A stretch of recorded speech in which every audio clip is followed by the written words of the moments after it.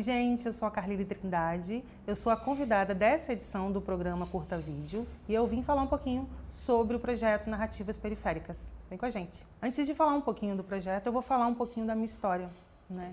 Eu venho da periferia, da favela de São Torquato, e eu acho que eu sempre fui uma criança muito inquieta, muito criativa, muito ligada a essas questões mais sociais, de direitos, de defesa. Eu acho que eu venho de um grande sonho de construir lugares seguros, assim. Acho que por isso que esse projeto e todos os outros que eu faço, eles nasceram, assim. Acho que um pouco de mim, uma parte de mim e uma parte de um desejo de criar esses ambientes seguros a partir da arte e da cultura. Eu sou da comunicação, sou formada em comunicação, fiz 2 faculdades na área. Depois eu migro para a gestão cultural na pós e volto para a comunicação no mestrado. Então a minha relação acadêmica, ela vem dentro da comunicação e nessa transversalidade com a cultura, e é aí que a cultura aparece na minha vida. Eu acho que se a gente pensa num conceito de cultura mais amplo, cultura é tudo, é o ar que a gente respira, é a nossa expressão, é a nossa identidade, são os afetos que a gente tem, as nossas relações, é a nossa identidade, né? E o cultura também é um lugar de luta para mim, também é um lugar de resistência, é um lugar de voz, é um lugar de ter voz, de poder falar, de se expressar. E, enfim, e também as artes, né? Que eu acho que é uma parte importante, assim, que eu acho que é a parte da sensibilidade, a partir dessa relação com as artes. Eu sempre trabalhei no bastidor e eu sempre fui uma pessoa que se expressava muito pouco. Eu acho que fazer o Narra Perifa foi a oportunidade de poder mostrar mais quem eu sou e ter a oportunidade de protagonizar um trabalho meu pela primeira vez, assim, um projeto maior. Então eu acho que foi uma tentativa de me mostrar mais e de mostrar mais o meu trabalho. Acho que foi essa possibilidade que o Narra Perifa deu, esse protagonismo. Para a gente que vem da periferia, isso é muito potente, porque normalmente a gente não tem voz, a gente tem conhecimento, a gente tem condição de fazer as coisas, mas a gente não encontra espaço onde a gente possa falar e fazer, né? Mais e sobre a gente também. Acho que a parceria com a Cara Tapa foi uma grande felicidade, assim. A gente começou essa parceria em 2019, desenvolvendo um projeto que a gente fez, os 31 anos da CAS. Foi a primeira vez que ele fez um trabalho de audiovisual junto comigo. E eu acho que a gente comunga das mesmas ideias e a gente vem do mesmo lugar. Então, o judeu tem uma sensibilidade de produzir, transformar ideias, projetos no audiovisual, essa sensibilidade de realmente traduzir o que está se passando ali dentro. Foi muito difícil assim no começo, porque estava tudo na minha cabeça o projeto e a ideia do audiovisual estava na cabeça dele. Então, encontrar esses 2 mundos, esses 2 universos, né, e uma relação de muita confiança. Né? Eu vou conseguir traduzir o que você quer passar, né? E, enfim, eu vou conseguir dar todas as informações que você precisa para poder criar esse produto, essa série, né? E eu acho que foi tudo muito perfeito, assim, a sensibilidade que ele teve, né, de traduzir, porque quando uma pessoa assiste a série e não conhece o projeto, fica encantada. Então ele conseguiu realmente passar, né, as ideias desse projeto. É como se ele estivesse dentro da minha cabeça. E eu acho que é uma parceria de muito sucesso, né, de muita troca e de muito aprendizado, né? De um lado, ele com experiência de mais de 15 anos que a Cara Tapa tem, e eu começando, engateando um audiovisual, dando vários pitacos, ideias. Eu acho que a gente conseguiu se encontrar ali e o Narra Perifa foi esse ponto de encontro. Eu digo que fazer o Narra Perifa foi, acho que, a coisa mais complexa da minha vida, assim. A ideia é uma coisa, botar no papel é outra. Eu tenho mais de 15 anos de experiência, mas eu nunca vi nada parecido com o que eu fiz ali. Era muito complexo, a gente estava gravando em lugares com muita dificuldade, né? Fazer um audiovisual onde a gente não podia mostrar o rosto das pessoas, mas que não foi um problema, né? Como eu falei, o judeu é uma mente brilhante. Outras partes eram tão importantes para a gente e representavam o que a gente queria dizer, como, por exemplo, as mãos livres. Era uma coisa que a gente filmava e gravava muito. Então, acho que coordenar um projeto que envolvia várias cidades, a complexidade de ser gravado dentro do cárcere, mais de 54 pessoas envolvidas, ser um ambiente seguro, porque a gente estava falando de um extrato social muito específico, né? De mulheres, negras, indígenas, juventude periférica, sobrevivente do cárcere, juventude encarcerada. Então, o Narra Perifa precisava ser seguro. né? E as pessoas tinham muita confiança na gente. E eu acho que o desafio maior foi essa complexidade desse todo. Era um projeto que a gente olha, imagina que seja um projeto de médio porte, mas pela complexidade é um grande projeto, né? Pela quantidade e diversidade. E eu acho que a gente conseguiu cumprir o que a gente prometeu lá atrás. Quando a gente conversou com as pessoas, quando a gente escreveu o projeto, quando a gente apresentou para o patrocinador, quando a Secretaria de Cultura aprovou. Eu acho que quando a gente entrega, a gente foi fiel ao que a gente prometeu que a gente ia fazer. Então foi uma responsabilidade gigante. Eu tive vários medos nesse processo, embora eu acho que expressar esse medo eu expressava de diferentes formas, assim, né?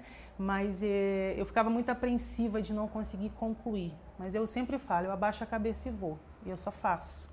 E aí a gente conseguiu realizar o projeto como ele foi e o audiovisual, que eu acho o grande ganho desse projeto é o audiovisual, porque ele com certeza é um legado por si, né? Fala por si, é o grande multiplicador dessa ideia, dessas ideias, dessas pessoas, é uma grande vitrine, né? Porque a gente não está falando de um protagonista nessa série, a gente está falando de uma série de protagonistas e ela é tão brilhante nesse sentido que ela dá visibilidade a todo mundo. Todo mundo é gigante dentro da série, então eu acho que esse é o brilhantismo desse trabalho, sabe? O projeto é um trabalho muito particular, assim, a gente tem um período em que é um trabalho muito solitário, né? Da escrita desse projeto, né?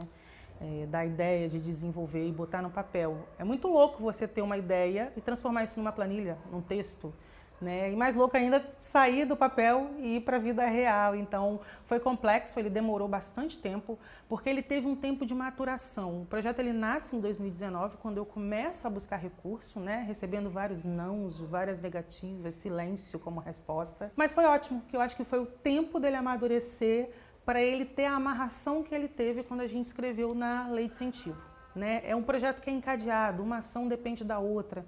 Então foi trabalhoso escrever, foi trabalhoso executar, foi um processo solitário. Mas quando a equipe chega, é que ele começa a tomar corpo, porque aí cada um colocando a sua identidade, a sua forma de fazer. Então é muito bonito, assim, e eu não tenho dificuldade em delegar e deixar ir. Que as pessoas levem para o caminho que elas acharem, né? Uma fala muito importante que foi dita na série por uma das jovens que fotografou, ela falou isso, né? O projeto ele não se apropria da narrativa do outro, né? Cada um se desenvolve, cada um é responsável por educar o outro, né? Ser educado pelo outro. Então eu acho que o projeto é essa liberdade de cada um poder agir ali dentro com segurança e cada um fazer a sua parte. E ele vai tomando essa forma com a carinha de cada pessoa, a identidade de cada um que estava ali. Queria convidar vocês para assistir com a gente o primeiro episódio da série Narra Perifa, O Encontro.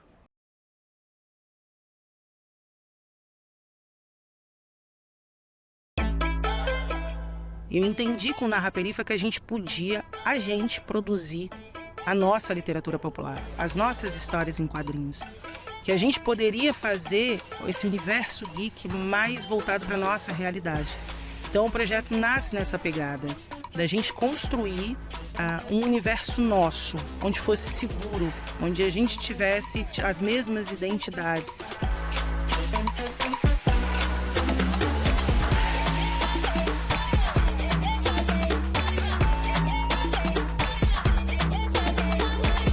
Quando eu paro para pensar que eu tive medo de conhecer o pessoal daqui uma certa hora, eu até me chamo de bobo, porque o pessoal aqui super carismático, teve aquele carinho, sabe, de as pessoas que compartilham a mesma coisa, algo difícil de acontecer hoje em dia, né, do jeito que o mundo tá. Então, ser abraçado e as pessoas conversarem com você sobre algo que você entende é muito difícil, mas porém vale muito a pena quando acontece. Tem realidades distintas e quando todo mundo tá ali junto naquele espaço, essas realidades se cruzam. É mais do que um encontro que vai profissionalizar a gente. É um network, estão tendo vários artistas de várias vertentes, tem gente que faz colorido, tem gente que já tatua, tem gente que faz ilustração digital. A gente tratou um pouquinho sobre as narrativas, sobre as formas que elas são construídas, quem tem o poder da narrativa hegemônica. E eu trouxe um pouquinho também de como o abolicionismo penal, né, vê isso, a abordagem do abolicionismo penal historicamente sobre as narrativas, sobre o processo de criminalização da juventude racializada, né, negra, indígena, e de como esse processo é um processo intencional do Estado, né, que faz parte de um projeto de genocídio dessa população. e como outras narrativas, a partir disso, podem ser possíveis. Imaginar outros mundos, outras formas de socialização, outras formas de viver em comunidade. A gente trouxe um pouco de concepção do Evaristo, que fala um pouco de escrevivência, que é esse processo da gente escrever a partir do lugar que a gente ocupa, do lugar que a gente saiu. E construir um pouco disso junto com os quadrinhos, que serão as próximas formações que eles terão para dar vida a esses personagens através dessas narrativas que foram debatidas hoje. A gente está falando do universo do desenho, que é uma galera mais tímida, mais fechada, mais nerd. Normalmente é a galera do fundão, ou é a galera conhecida como estranha, esquisita, mais quietinha. Então, eu acho que foi um encontro, assim, quando eles chegaram na formação, os olhinhos brilhando. Eu falei, meu Deus, vamos escrever nisso aqui, não sei se eu vou ser aceita. Acabei que eu fiquei em terceiro lugar ali, né? E no terceiro era o meu nome que ficou em terceiro. Eu acabei sendo aceita, eu fiquei muito feliz, fiquei a semana toda nervosa. E foi muito bom ter vindo pra cá, porque eu tô aprendendo bastante. Eu achei que eu não ia conseguir socializar com as pessoas, mas eu consegui. A gente recebeu um kit muito legal de desenho também, então pra gente que trabalha com arte isso é um ponto muito forte. Minhas expectativas são tentar trabalhar mais minha poética, minhas questões e aprender um pouco mais sobre desenho também dentro do meio das histórias de quadrinhos. As histórias em quadrinhos, elas despertam esse fascínio nos jovens, né? Pela questão do desenho, da dinâmica, dos personagens, né? Então, isso aí pode tirar uma imaginação, né? Desde a câmera vai pegar aí, ó. Pega assim, né?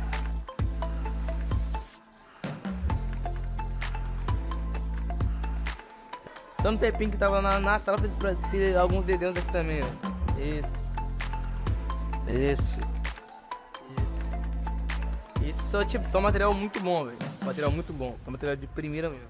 Se a gente estava falando de fazer uma formação para um público diverso, a gente tinha que pensar nesses educadores, nesse conteúdo, de uma maneira que também fosse diversa e dialogasse com esse público. A gente teve professor que veio do Nordeste, nós tivemos professores de fora da Grande Vitória, professor com deficiência, professor negra, mulheres. A técnica que mais abriu meus olhos foi enquadramento e perspectiva de pose e roteiro.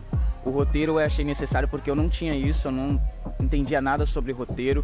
Eu até queria escrever minha própria HQ, mas eu não entendia nada, não sabia nem como começar. Ideia como fazer uma estrutura de um roteiro, criar uma cena com esses personagens que eles tinham criado antes, para hoje, no segundo dia, fazer de 1 a 3 páginas de quadrinho contando essa história. O meu quadrinho, ele retrata a história do Brasil em si, né? Ele pega um refrão de uma música que é cantada pela Elis Regina e que foi escrita por Belchior.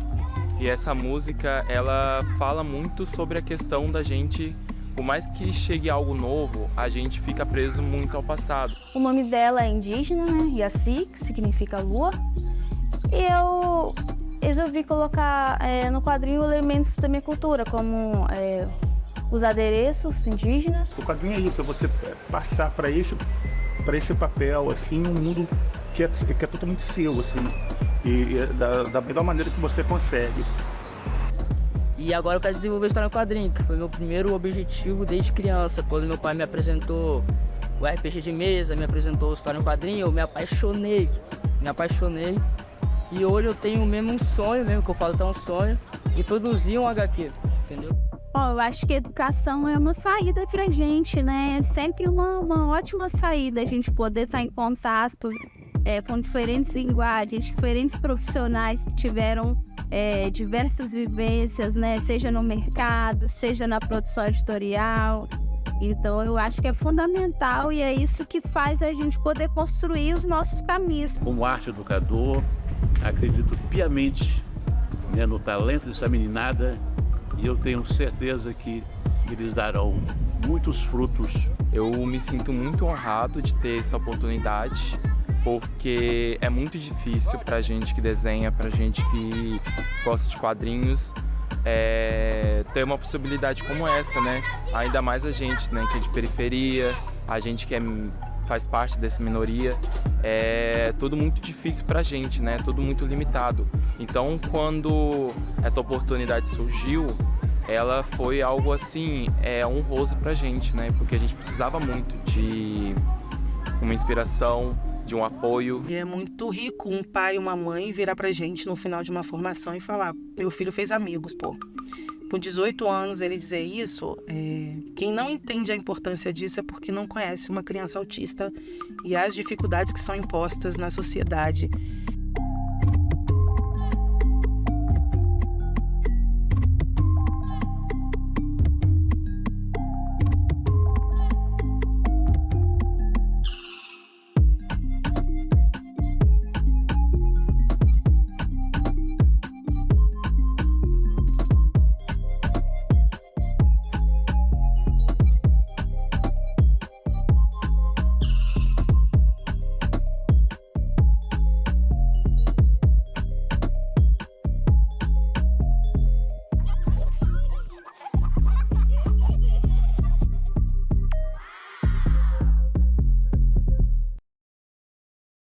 Esse primeiro episódio fala do começo do projeto, que é a formação em quadrinhos, né? É quando a gente seleciona 30 jovens que desenham muito bem nas periferias da Grande Vitória, né? De Linhares, Cachoeiro e também de Aracruz. E eu acho que é um momento de encontro para eles ali, celebra esse momento de, nossa, todo mundo chega, se olha e caramba, como todo mundo é diferente, ao mesmo tempo é igual, né? A gente se encontra nessa diferença. Eu acho que foi um momento muito mágico a formação, eles ficaram encantados com tudo, né? Com o material que eles ganharam, com a possibilidade de ter contato com os educadores, né? Eu acho que foi uma oportunidade muito incrível, eles falam muito disso, né? De ter essa estrutura para poder se profissionalizar mais nessa área de desenho, dos quadrinhos, foi bem importante. Era muita gente talentosa, assim, acho que selecionar 30 foi pouco. Nós tivemos aí 94 inscrições válidas e depois que a gente encerrou, vieram novas inscrições. Então, foi muito difícil selecionar 30 alunos, né? E eu acho que os educadores, eles tinham que ter a mesma pegada desses jovens, né? Ser tão diverso e tão plural, né? Para falar dessas narrativas plurais, a gente precisava de educadores dessa maneira. Foi aí que a gente teve a ideia de trazer um educador do Nordeste, como a gente fala no primeiro capítulo da série, né? De trazer um educador do Nordeste, de trazer mulher negra, mulheres negras, né?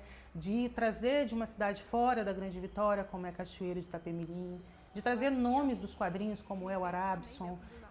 Eu acho que foi um encontro assim, de talentos de uma geração futura, né, que estavam se preparando, se formando como quadrinista, com talentos que já estão aí, que são... eu acho que é um encontro geracional, né, essa troca de experiência entre esses educadores e os alunos. Assim, para muitos alunos, alguns educadores eram referência na área.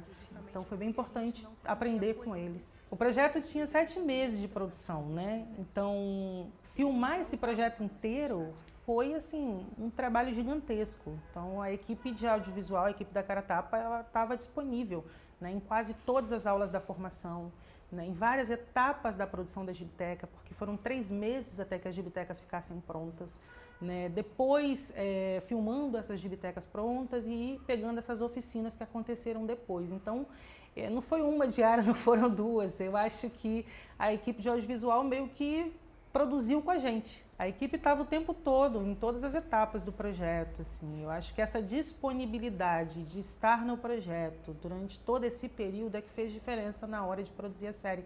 Eles conheciam o projeto como ninguém também, né? Eles não estavam caindo de paraquedas num momento ou outro do projeto. Eles construíram o projeto com a gente. Como as gibitecas foram construídas dentro do cárcere, o episódio 3, Multiplicando Caminhos, conta um pouquinho desse processo de construção. Eu convido vocês a assistir aqui com a gente.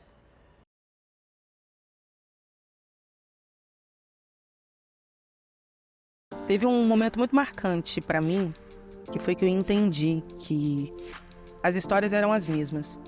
Quando eu comecei o projeto, eu tive um desafio muito grande. Acho que o desafio maior foi começar o projeto. Foi o dia em que eu fui chamada no hospital para receber a notícia de que meu pai estava morto.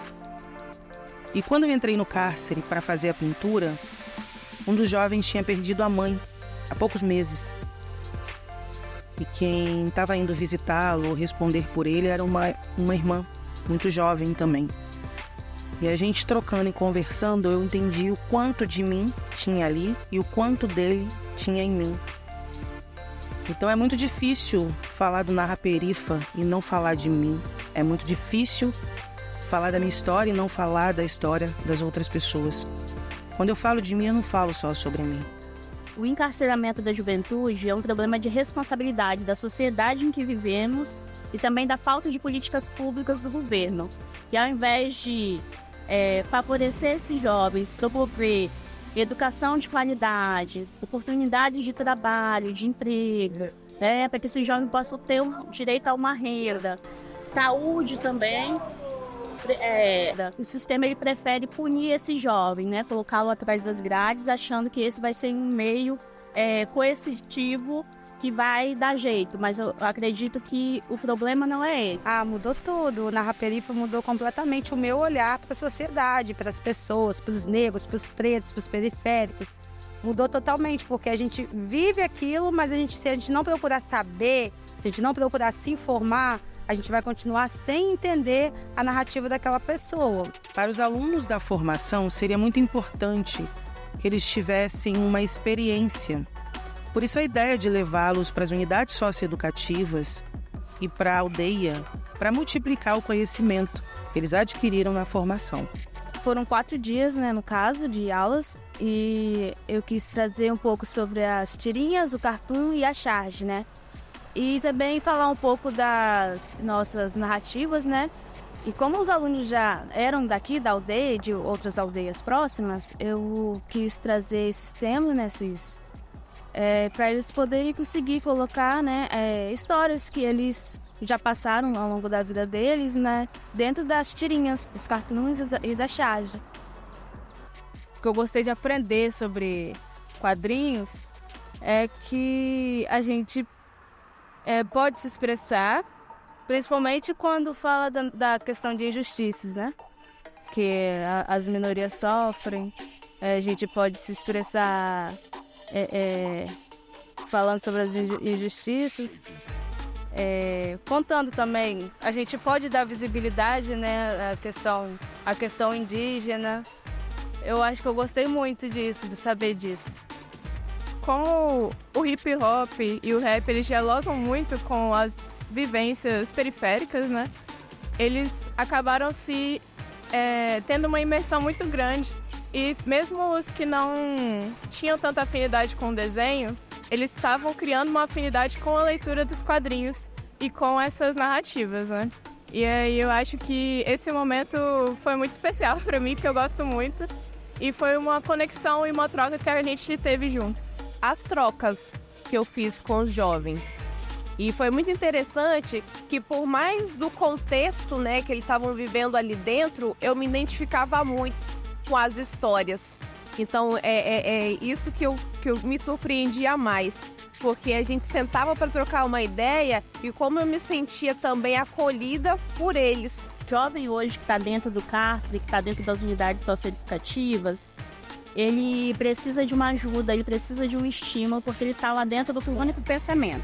O único pensamento que ele é considerado pela sociedade como criminoso, então ele tende a voltar para as ruas e dar continuidade àquilo que ele estava fazendo antes, continuar nas margens, da sociedade, cometendo esses atos infracionais que são equiparados ao crime. Então precisa estimular esse jovem lá dentro, levar também a oportunidade dele conhecer cultura e fazer cultura lá dentro, Só porque caiu, vai ficar caído, Quem disse que tem que levantar é a gente mesmo, Quem disse para onde a gente vai navegar é a gente mesmo, Então é importante ter esse conhecimento, é importante ter a leitura, ter as bases, para poder guiar esse barco na direção que é melhor para você na sua vida, que é melhor para a gente na nossa vida, Então, como dizem, o marinheiro que sabe como que o vento bate na vela, ele sabe para onde vai, ele não é guiado pela correnteza, e ele chega onde quer chegar.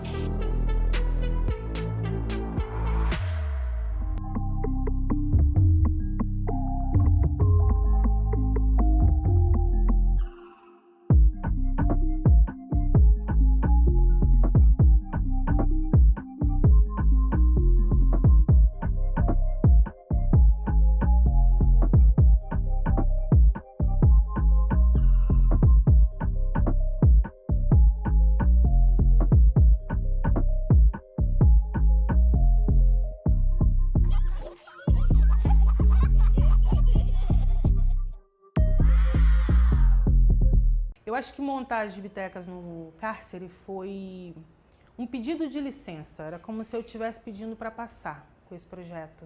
Eu precisava atender a juventude que estava encarcerada, de alguma forma, né? Então, fazer essas gibitecas, e me questionaram muito, né? Mas você vai investir tanto lá dentro? Eu falei, é justamente por isso, né? Eles estão privados de tudo. Então, a gente precisava garantir ao menos esse direito. Então, fazer as gibitecas lá dentro garantiria o direito ao acesso à leitura, à cultura, especificamente para a juventude encarcerada. Por isso a ideia de fazer essas gibitecas lá dentro. E somente eles vão ter acesso a isso, né? O público, e a gente acaba assistindo pela série, vendo pelas fotos, mas foi exclusivamente feito para a juventude encarcerada. Embora o Narra Perifa ele não seja um projeto que fale sobre o cárcere, mas o cárcere constitui o Narra Perifa, a partir do público que participa do projeto, né? Então, se a gente está falando de juventude periférica, consequentemente, a gente está falando de uma juventude encarcerada. E, normalmente, quem acompanha esses jovens dentro do cárcere são mulheres, que são as mães, são as irmãs, são as esposas. E a gente ficou pensando de que maneira o público enxergaria esse projeto. Foi a ideia de formar uma equipe de fotografia composta por mulheres, tem um homem também, mas majoritariamente de mulheres, para ter esse olhar de sensibilidade, né? Que seria equivalente a uma mulher que está ali, né, na rede de apoio daquele jovem que está encarcerado, que representa a maior parte da população encarcerada hoje, são os meninos, né? Vocês puderam acompanhar um pouquinho aqui de alguns dos episódios, e a série Narra Perifa é composta de 4 episódios que a gente espera logo seja exibido aqui na TVE e vai ficar também disponível nas plataformas de vídeo, né, aberta para o público. Tiveram vários momentos interessantes, né? Foram 7 meses de projeto, é óbvio que a gente tem bastante história de bastidor para contar. A narração foi uma delas, assim. Acho que a narração ela nasce numa necessidade de fuga, né? Em que momento eu apareceria nesse projeto, porque a gente entendia que era um projeto de vários protagonistas, né? E não uma só protagonista. Então, numa tentativa de não aparecer na série, a gente criou essa possibilidade de criar essa narrativa, mas também numa experiência muito grande que o Judeu tinha, né, de fazer com que essa narrativa fosse a costura entre essas falas, a costura entre esses episódios, né? Então eu acho que foi uma forma que a gente construiu de contar essa história. A gente está falando de narrativas, de histórias o tempo todo. Narrar esse projeto foi uma possibilidade, né, de fazer esse encontro entre a minha história, a história das pessoas e de dar esse espaço, né? Fazer com que todo mundo protagonizasse essa história. Foi bem importante. É muito incerto trabalhar na cultura, né? Trabalhar no audiovisual também, né? A gente precisa de muitos recursos, de muito investimento. A gente tem um momento favorável hoje, né? De investimentos na cultura. Então, pela nossa vontade, uma segunda edição do Narra Perifa, com certeza. Mas depende de muitos fatores, muitas questões, mas a gente está na luta para poder realizar. E outros projetos também. Eu acho que dialogam muito com o que eu fiz no Narra Perifa. Se quiser saber um pouco mais do Narra Perifa, tem no perfil, né, no Instagram, que é o @narraperifa. Tem também na Ciclo Escola, que é a marca guarda-chuva desses projetos todos que eu desenvolvo. E por lá dá para conhecer um pouquinho mais do meu trabalho. Tem um canal no YouTube, que é Ciclo Escola Cultura, que tem um pouquinho dos nossos trabalhos anteriores. E em breve vai ter também a série do Narra Perifa. Bom, a gente encerra esse papo por aqui. Eu gostaria de agradecer para quem está acompanhando, para quem vai assistir, para quem vai fortalecer o nosso trabalho. Agradecer esse espaço aqui do programa Curta Vídeo. E, enfim, que vocês falem do nosso trabalho, multipliquem esse trabalho, falem um pouco mais da visibilidade ao trabalho dessas pessoas que estão envolvidas no projeto. Obrigada, gente. Muito obrigada.